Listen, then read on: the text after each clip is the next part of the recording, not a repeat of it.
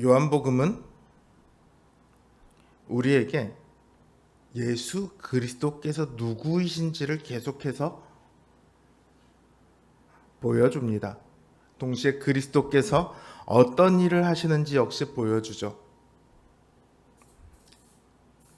사도 요한은 이 요한복음을 통해서 유대인들이 계속해서 예수님을 죄가 있는 사람으로 몰아가고 있는 그 장면을 쭉 연속해서 보여주고 있습니다. 죄가 없으심에도 불구하고 유대인들은 예수님을 죄인으로 몰아갈 뿐만 아니라 죽이려고 시도합니다. 그리고 마침내 죽이죠. 그러나 이 과정을 통해 예수님께서는 그렇게 죽으시는 것이야말로 우리에 대한 하나님의 계획이며 우리를 향한 사랑이며 우리를 위한 은혜임을 보여주십니다. 가장 간단하게 말하자면 어두움 가운데 죄와 사망의 노예가 되어 죽어가고 있는 우리를 위해 하나님께서는 그 아들 예수 그리스도를 보내셨고 예수 그리스도께서는 죄가 없으심에도 불구하고 하나님께서 보내신 그 뜻대로 죄인의 모습으로 십자가에서 죽으십니다. 그리고 이 죽으심을 통해 우리는 어두움에서 건져지고 우리의 죄가 예수 그리스도의 제물 되심을 통해 사함받게 되죠. 그러니까 예수님은 우리를 살리시고 하나님 앞으로 인도하시고 생명을 주세요. 그래서 예수님은 우리의 빛이시고 진리이시고 생명이시고 부활이시고 영생입니다.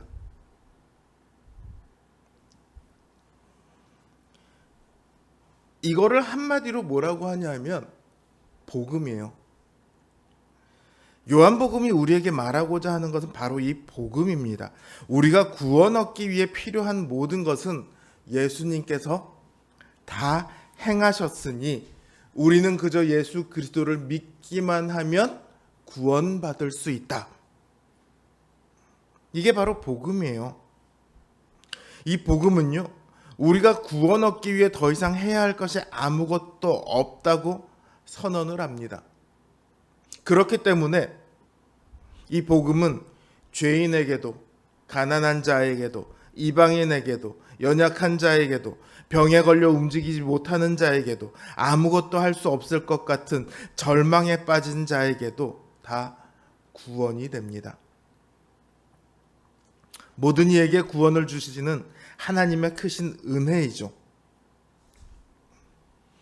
그런데 우리는 자꾸 이 복음에서 벗어나서 생활하려고 합니다. 왜냐하면 이 복음이 우리에게 익숙치 않기 때문이에요. 우리에게 익숙한 건 뭐냐면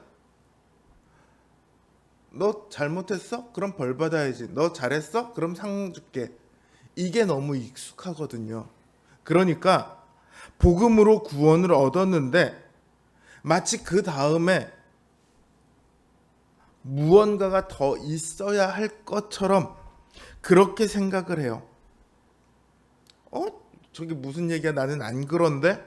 이렇게 생각하는 분들이 있을 수 있습니다. 그럼 정말 잘 하고 계시는 거예요. 오늘 본문을 통해서 정말 내가 복음 안에 있는지, 내 삶이 복음의 삶을 살아가고 있는지 우리가 이 시간 한번 돌아보았으면 좋겠습니다. 오늘 이 말씀이 우리에게 복음의 큰 자유가 되기를 주님의 이름으로 기원합니다. 예수님께서 길을 가시다가 한 맹인을 보세요. 이 맹인은 사고로 앞을 못 보게 된 것이 아니라 태어날 때부터 앞을 못 보는 사람이었습니다. 그러자 제자들이 예수님께 물어요. 예수님, 이 사람이 날 때부터 맹인이었는데 이 사람이 맹인 된 게 누구 때문입니까? 자기의 죄 때문입니까? 아니면 부모의 죄 때문입니까? 제자들이 이렇게 물은 이유는요, 앞을 보지 못하는 것이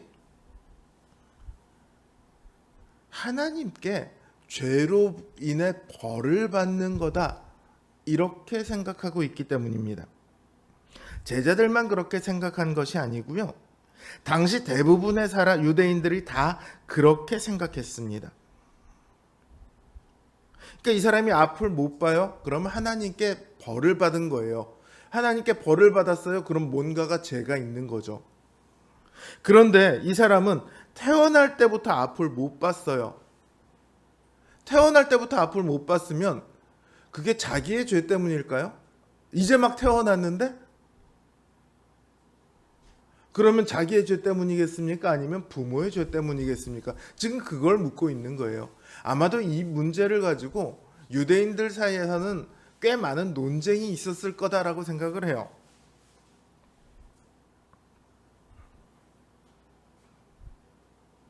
만약에 태어난 아기의 죄 때문에 앞을 못 본다고 한다면 다들 원죄가 있으니까, 그쵸? 태어나는 사람마다 다 앞을 못 봐야죠. 근데 이 사람만 특별히 못 보잖아요. 그러니까 이 사람에게 뭔가 죄가 있다는 거예요. 혹은 이 사람의 부모에게 죄가 있다는 거죠. 이들의 고민의 기초에는 하나님의 다스리심, 즉 섭리가 놓여 있습니다. 하나님께서는 선한 자에게 상을 주시고 악한 자에게 벌을 주신다는 지극히 당연한 섭리의 원리에서 이들의 질문은 출발합니다. 그런데 주님은 그들의 섭리에 대한 생각에 동의하지 않으세요. 하나님의 다스리심을 누구보다 잘 아는 분은 주님이시잖아요. 우리도 하나님의 다스리심 하면 제일 먼저 생각나는 게 뭡니까? 나쁜 자를 벌하시고 착한 자를 상 주시고, 이게 가장 먼저 생각이 날 텐데 주님은 거기에 대해서 동의하지 않으세요. 주님은 이 사람이 맹인이 된 것이 이 사람이나 혹은 그 부모의 죄 때문에 된 것이 아니다, 이렇게 말씀하세요. 그럼 무엇 때문에 맹인이 된 것일까요? 주님은 하나님이 하시는 일을 나타내시기 위해서다, 이렇게 말씀을 하십니다. 주님께서는 지금 섭리의 더 궁극적인 차원에 대해서 말씀하고 계세요.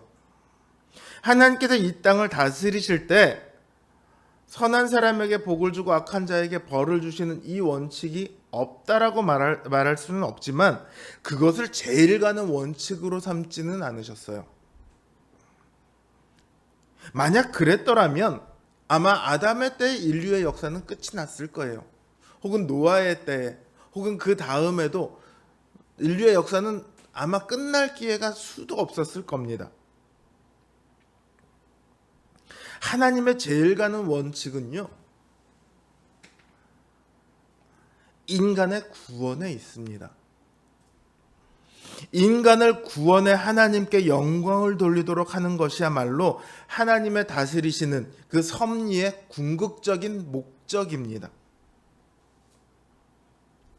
하나님께서 지금 이 사람을 통해 하나님의 일을 나타내시려고 하신다고 그렇게 주님은 말씀하시죠. 그리고 이제 그 하나님의 일을 나타내시는 일을 하세요. 어떤 일을 하시죠? 그 맹인을 고치세요. 무슨 안과 수술을 한 게 아니고 그냥 땅에 침을 뱉어 진흙을 만들어 그 맹인의 눈에 이렇게 바릅니다. 그리고 실로암 못에 가서 씻으라고 그 말을 했을 뿐이에요. 진흙에 무슨 능력이 있습니까? 아니면 예수님의 침에 무슨 능력이 있었을까요? 아니면 실로암 연못에 무슨 능력이 있었을까요?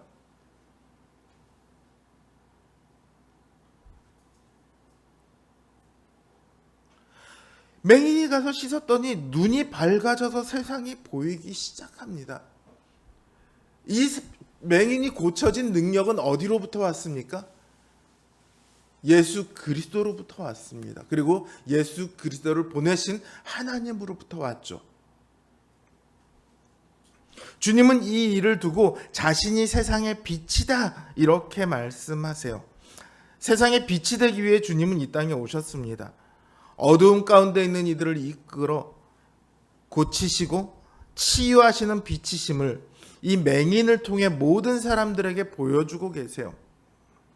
주님은 하나님의 궁극적인 목적, 인간을 구원하여 하나님을 영화롭게 하는 그 일을 위해 이 땅에 오셨고 그 일을 지금 하고 계세요. 이게 바로 주님이 우리에게 전하시는 복음입니다. 저 사람이 죄가 있고 저 사람이 맹인이 된 것은 누군가의 죄 때문이고 그 이야기가 아니고 하나님께서 다스리시는 절대 원칙은 무엇이냐? 인간을 구원하여 하나님을 영화롭게 하는 것, 그것이 가장 절대 원칙이라는 거예요. 그런데 많은 신자들에게 있어서 신앙생활이라고 하면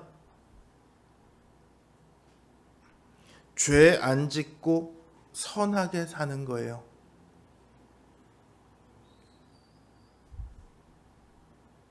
죄 안 짓고 선하게 사는 게 뭐가 문제겠습니까마는 그 생각의 방식이 지금 이 맹인이 누구의 죄 때문에 못 보게 되었나 하는 것과 똑같아요. 그거를 뭐라고 부르냐면 율법이라고 부릅니다.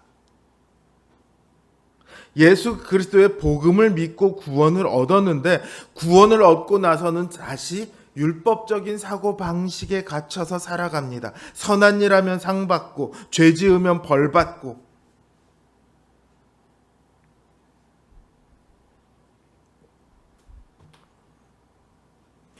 우리가 믿는 복음은 그런 게 아니에요. 우리는 죄인인데 큰 은혜를 입었습니다. 죄인인데 복을 받았습니다. 율법적인 사고방식으로는 죄인에게 어떻게 복이 주어질 수 있습니까? 불가능한 일입니다. 죄인에게는 은혜라는 것이 베풀어지면 안 됩니다. 예수님 당시에 유대인들이 예수님과 도저히 화해할 수 없었던 이유가 뭐냐 하면 그들은 율법적인 사고방식을 하는데 예수님은 율법을 벗어난 이야기를 계속 하시거든요. 복음은 율법이 할 수 없는 일을 합니다. 죄인이 은혜를 얻어 구원을 얻고 복을 받습니다. 이것은 율법으로는 불가능합니다. 오직 복음으로만 가능하죠. 그래서 복음은 율법을 초월합니다. 더 이상 율법의 논리에 얽매이거나 그 율법의 논리에 따라 움직이지 않습니다. 바울은 예수 안에 있는 우리에게 더 이상 정죄가 없다고 선언합니다. 이 말의 전제는 뭐냐면 예수 안에 있는 우리가 여전히 죄를 짓는다는 전제가 있어요. 예수 안에 있는 우리는 더 이상 죄를 안 지으니까 정죄가 필요 없어라고 얘기하는 게 아니라 여전히 우리가 죄를 짓지만 예수 안에 있는 우리에게는 정죄가 없다. 이렇게 선언을 합니다.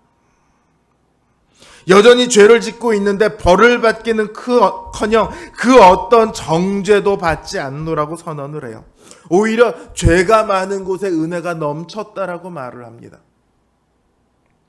복음은 우리를 율법으로부터 자유케 합니다. 그럼에도 우리 신앙생활은 여전히 이 죄의 문제만 가지고 따지고 있습니다. 헌금하고 안 하고를 자꾸 죄의 문제로 이끌어갑니다. 헌금을 안 하는 건요, 죄의 문제가 아니에요. 믿음의 문제일 뿐입니다. 두렙돈 헌금한 과부를 두고 하나님께서 너 율법을 잘 지켰구나 상 받아라 이렇게 얘기하셨습니까? 무엇 때문에 칭찬하셨습니까? 그 여인의 믿음을 보고 칭찬하셨습니다. 사도행전 5장에서 각자가 있는 것을 팔아서 다 헌금을 하고 할 때 아나니아와 삽비라가 자기가 가진 것을 팔아서 헌금을 합니다. 얼마나 잘했어요. 근데 있는 거 반절은 숨기고 반만 갖다 놓고 이거 전부입니다. 이렇게 거짓말을 하죠. 그래서 벌을 받는 거예요. 율법대로라면 헌금한 것 자체가 얼마나 잘한 일입니까?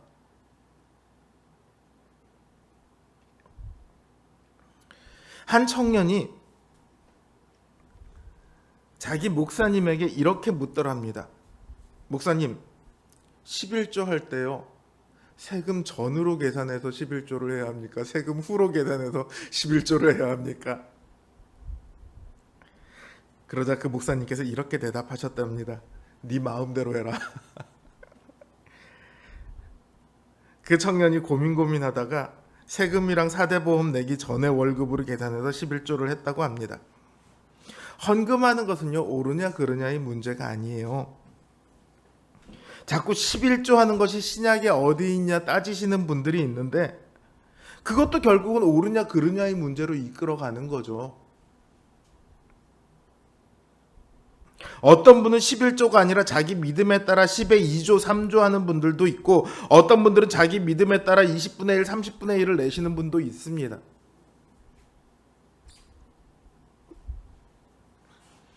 헌금은요, 헌금 안 했다고 사도행전 5장에서 그 성도들이 다 자기 것을 팔아서 서로 나누는데, 그 중에 안 팔은 사람도 분명히 있을 거예요. 사도들이 그들에게 너 불러다가 너 왜 그거 안 팔았냐? 다들 헌금하는데 너는 양심도 없냐? 이렇게 쓸까요? 그러지 않았다고요. 그들의 양심을 따라서, 신앙의 양심을 따라서 그들은 헌금을 했고 그거를 그대로 받을 뿐이에요.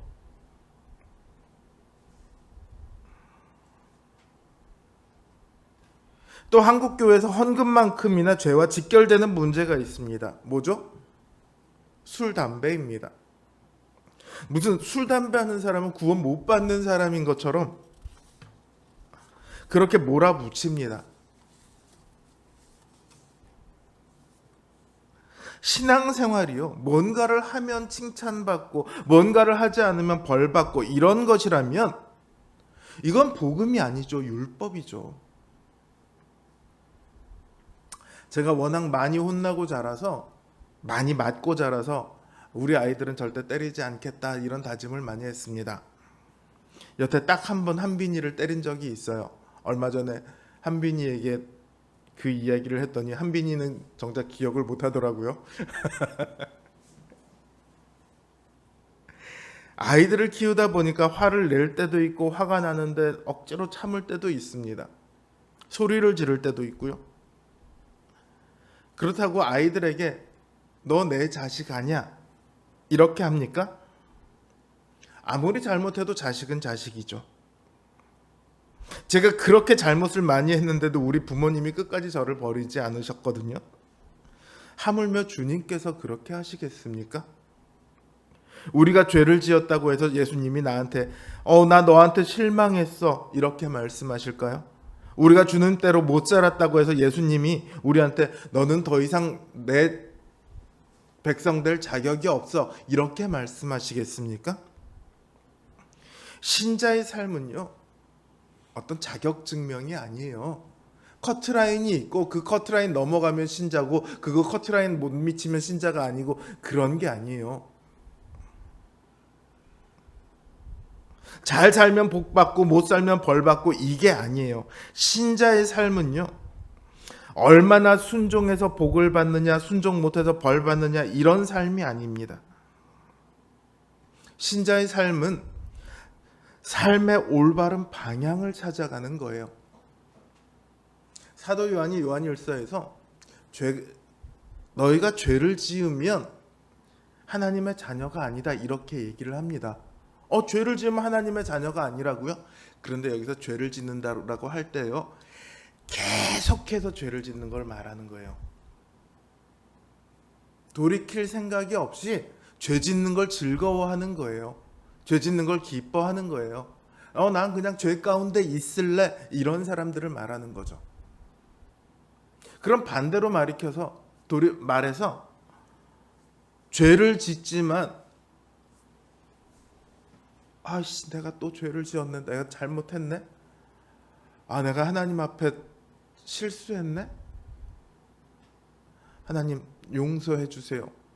그러고 다시 또 살려고 노력하는 사람, 이런 사람들에 대해서 뭐라고 얘기하는 거죠? 하나님의 자녀라는 거예요. 삶은, 그래서 신자의 삶은 방향성이다라고 말하는 거예요.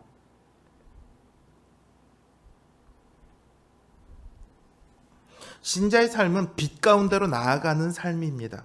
마치 산속에서 길을 잃은 사람이 저 멀리 보이는 불빛을 찾아서 이동하는 것처럼 삶이 빛을 향해 나아가는 거예요.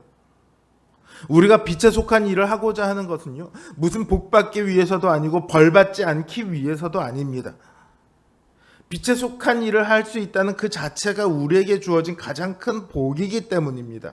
죄에서 용서받은 사람들만 할 수 있는 일이에요.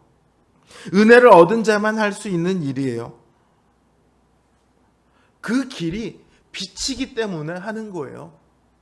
다른 어떤 이유도 필요 없어요. 그래서 용서를 얻은 자처럼 용서하게 됩니다. 주님의 은혜를 입은 자처럼 배려하고 양보합니다. 주님의 인내를 본받아 참아주고요. 화를 내야 할 때 웃어줍니다. 이걸 성경은 한마디로 뭐라고 얘기하냐면 사랑이다 이렇게 말을 해요.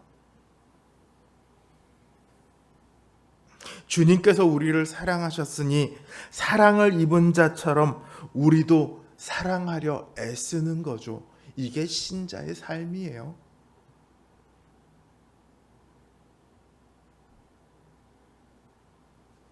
하다가 힘들죠. 아이씨, 안 해. 이렇게 화를 낼 수 있어요. 좀 그럴 수도 있죠. 괜찮습니다. 누가 뭐라고 합니까? 무슨 예능 프로 게임하듯이 땡! 실패! 이러지 않으세요? 산을 등산할 때요, 여러분, 산 등산할 때 쉼 없이 오르기만 합니까? 좀 힘들면 어떻게 해요? 쉬면서 주변 경치도 보고 또 올라가다가 목마르면 오이도 하나 깎아 먹고 물도 마시고 옆에 계곡물 보이면 가서 발도 한번 담그고 얼굴도 좀 씻고 바람도 쐬고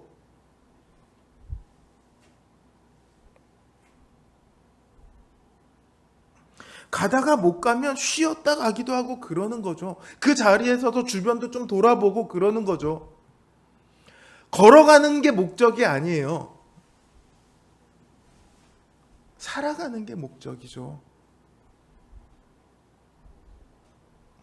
우리가 어디로 가야 하는지만 알고 있으면 됩니다. 우리는 내가 지금 열심히 걷고 있는가 쉬고 있는가 이걸 가지고 자꾸 자기의 삶을 평가하려고 해요. 진짜 중요한 것은 내가 쉬고 있는가 열심히 가고 있는 게 이게 아니라 방향이라니까요. 어디를 향해 가고 있는가 이것만 확실하면요, 가다가 쉬는 거 괜찮습니다. 다시 되돌아가지만 않으면 돼요. 거꾸로 가는 것은 안 돼요. 그건 다시 세상의 가치관, 세상의 방식을 따라가는 거죠. 그건 다시 어둠으로 돌아가는 거예요. 믿음에서 떨어져 나가는 거라고요.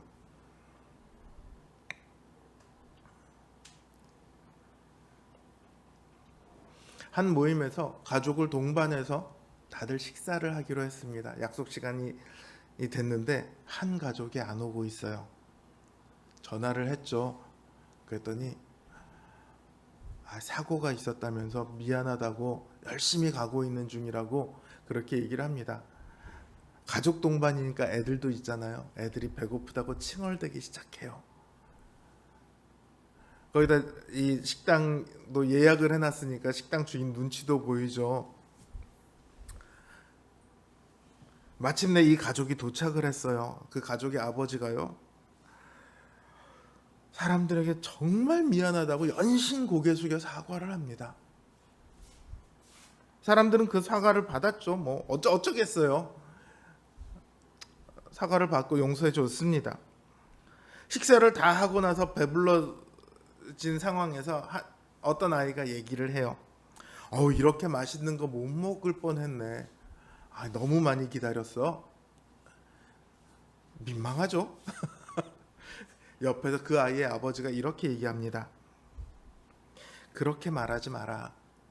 미안하다고 한 순간, 그리고 그 사과를 받은 순간부터 그 이전의 것은 더 이상 말하지 않는 것이 예의다. 저는 이 아버지의 말에 복음의 내용이 담겨 있다고 생각을 해요.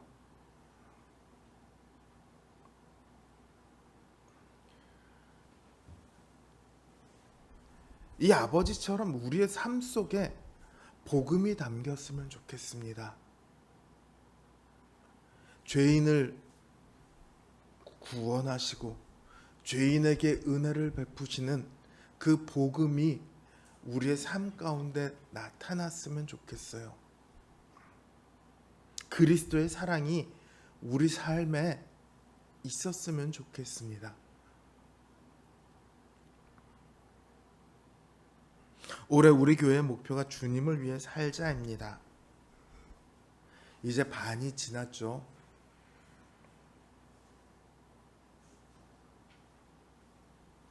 주님을 위해 살기 위해서는 죄를 안 짓고 착한 일을 많이 하고 이게 중요한 게 아니라요. 복음 안에 있어야 합니다. 그리고 복음을 따라 살아가야 합니다. 우리의 신앙생활의 중심에 죄의 문제가 아니라 사랑이 있기를 바랍니다. 늘 복음 안에 서서 복음의 자유를 누리며 기쁜 마음으로 주님을 위해 살아가는 우리 성도님들 되시길 주님의 이름으로 기원합니다.